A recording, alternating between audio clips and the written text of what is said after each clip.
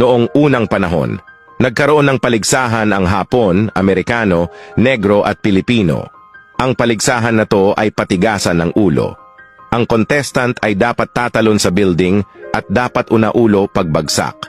Unang tumalon ay ang Hapon. Pagbagsak, boom, basag ang ulo.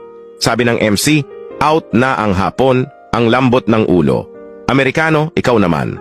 Tumalon ang Amerikano at nabasag din ang ulo. Out na din to, sabi ng MC. Negro, ikaw naman. Tumalon ang Negro at nabasag din ang ulo. Sabi ng MC, ano ba yan? Ang lalambot naman ng mga ulo nito. O siya last, Pilipino, talon ka na. Siraulo ka ba? Sagot ng Pinoy. Ba't ako tatalon? Ano ako tanga? Tatalon ka o hindi? Sagot ng MC. Gusto mo itulak pa kita? At sumagot ang Pinoy. Tumalon ka mag-isa mo. At napakamot na lang ang MC sabay sabing, panalo na tong Pinoy.